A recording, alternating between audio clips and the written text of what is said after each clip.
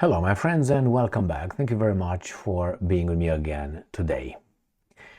Regardless if you support Ukraine or you don't support Ukraine, if Russia and the United States of America, let's say, hypothetically, go into a hot war, Ukraine is irrelevant. We're all going to perish.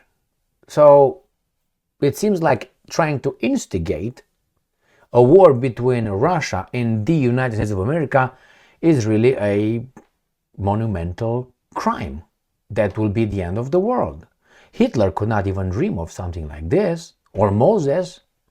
So, since there are some countries and some individuals who are telling us that it's okay if the United States of America will operate Tomahawk missiles against Russia. I said operate them, not supply them, because we know that supplying Ukraine with Tomahawk missiles will not be operated by the Ukrainians, will be operated by the Americans. The Russian Foreign Ministry threatens the United States of America with, and I'm quoting, severe consequences. So if you provide Ukraine with Tomahawk missiles to strike me, there will be severe consequences to you. What should the Americans do? Well, they can say, I don't give a shit, and then we have that. Or you're going to say, well, how about we tell these baboons to stop somehow and would put pressure on Zelensky-Stein's interests. So the first topic, the Tomahawk missiles. Russia's response to some instigators. In instigators, we have NATO minister who instigates, and we have another expert, a Ukrainian who instigates, telling us that that will definitely change the whole world. They will change the whole war. Then we have this piece of information coming from the Russians, who said that the Putin-Trump momentum has faded. Gone. That means nothing happened. They lost 3 hours of that meeting, and not only. The next topic is this. When you tell the truth, you are called crazy. That's how they attack you. Or a hater, or they label you as anti-this, or phobe this, or xeno this, or homo that, or whatever they label you. Instead of debating you, they give you a bad connotation, and they repeat that bad connotation attached to your name, so that people a little bit feeble in their head will say, oh my God, this is a bad guy. Why? I don't know, but CNN told me. Now, Angela Merkel is considered crazy. Why? Because she said something that should not be said. They don't debate the idea, is it true or not.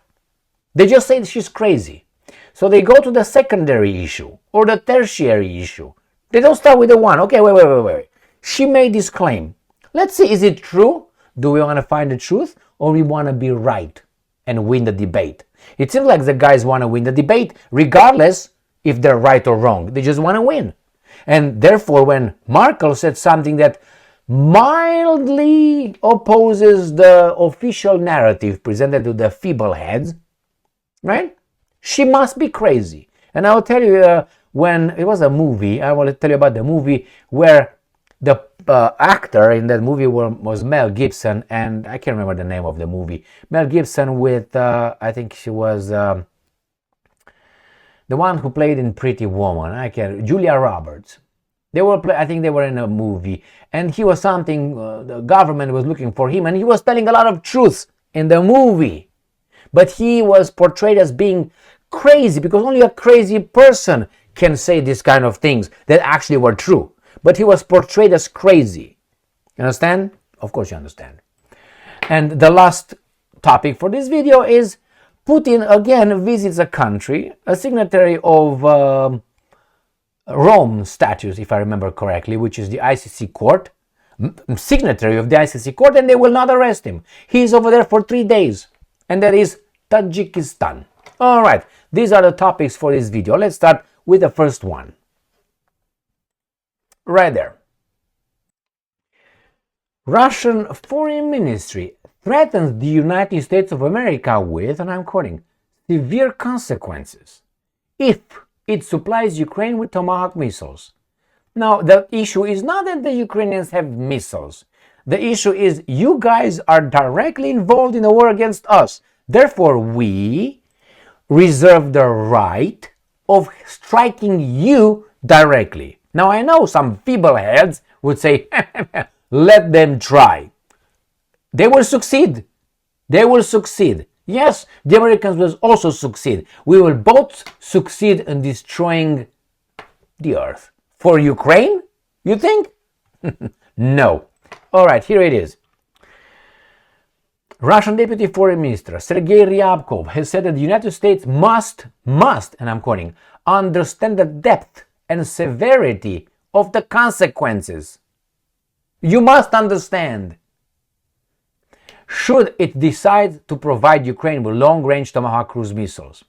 Details. Ryabkov said Russia is using the United States to act, is urging the United States to act responsibly regarding the possible transfer of Tomahawk missiles to Ukraine.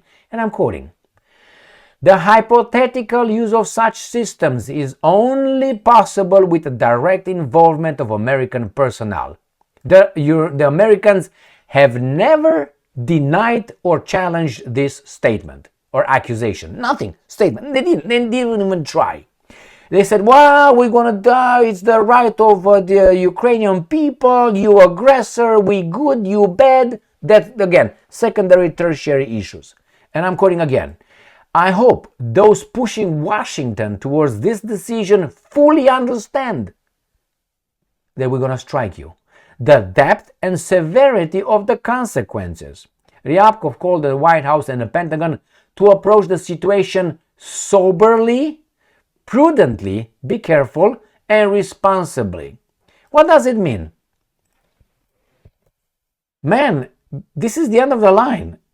Our back is against that. If you do that, it's going to be severe consequences. What do you think a severe consequence is between two countries? One tells you it's going to be severe consequences. So it's not going to be a bitch slap. It's not going to be a gun slap. It's not going to be a flicker or something. It's going to be a knockout. That's a severe. Knock you out. Knock you down. Make you bleed.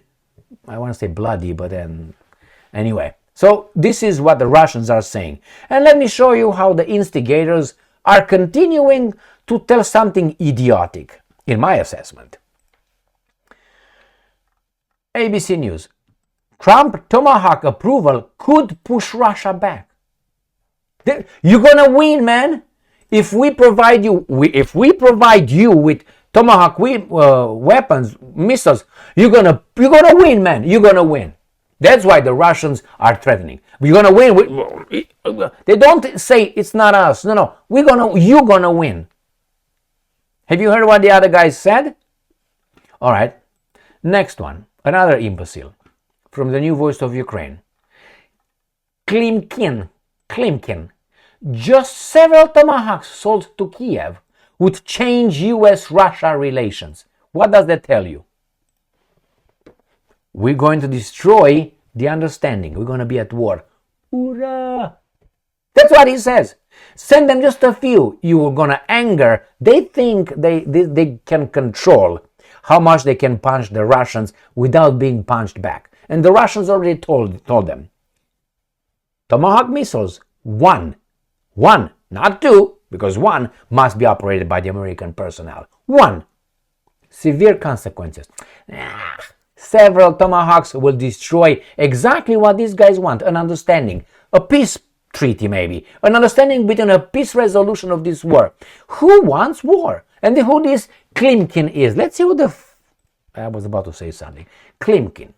Even a handful of US Tomahawk cruise missiles supplied to Ukraine would fundamentally reshape the political dynamics between US President Donald Trump and Russian dictator, former Ukrainian Foreign Minister Pavlo Klimkin told. You got it? So he's like, do it, man. You're going to fuck them up.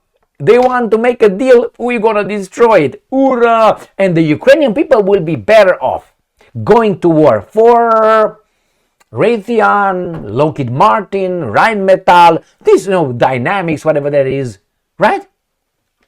And boing, So these are, I would say, criminals. But hey, I don't say it. I said anyway. And let's go to and see what that meeting between Putin and Trump achieved as of now, with this kind of traitors working behind the scenes and in front of actually everybody else. Russia Today. Momentum from Trump-Putin Alaska summit exhausted. In diplomacy, that's what it is, man. You have a few chances, you have a little time frame. If you miss that opportunity, maybe it's harder to get one or never. The impulse to resolve the Ukraine conflict has been extinguished by European supporters of prolonged war. Sergei Ryabkov has said, the same guy who said this one right here. Ryabkov, right? The same guy. It's all over, man. The momentum generated during the Alaska summit between Russia President Vladimir Putin and US counterpart Donald Trump has been exhausted. The diplomat claimed that the powerful impetus to find a settlement to the Ukraine conflict was extinguished by Russia's opponents and the effort of, and I'm quoting, supporters of a war to the last Ukrainian, primarily among Europeans. Well, let me tell you this. Where am I? Here. Either Trump doesn't have the power. Let's put it this way. The United States of America has the power to do whatever it wants in Ukraine with the guys in charge of Ukraine. I am 99% certain of that. The problem is Trump is not allowed to do that, or he doesn't want. Because if the United States of America would be really, as we say it is, Donald Trump was elected with the will of the people, and he is the commander-in-chief, and he has all the departments as his little finger over here. He can do whatever he wants. He can send CIA, he can tell those, and he can get Zelensky out, sent to London, and everything will happen. Everything will happen. The problem is either Trump is not allowed to do that, or he doesn't want to do that. There's no other way, because if they will allow him to do that, and he wants, that will be over in one day, as he thought. In 1 day or 2 days, it will be all over. America has the power to make Zelensky accept everything if they want. But I think Trump either is not allowed or he doesn't want. Or maybe both. All right, so let's go to the next article right here. And we have another article coming from New Voice of Ukraine saying the same thing. Russia says impulse to end war after Trump's Putin Alaska meeting has faded. So that's it. Gone with that momentum. And here is the crazy person. Merkel's lost touch with reality.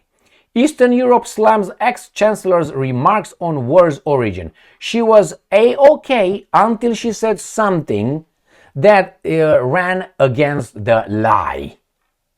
She said, well, the Baltic states plus Poland are partly responsible for Ukraine war. Oy vey, she must be crazy to say that, according to, obviously, the New Voice of Ukraine.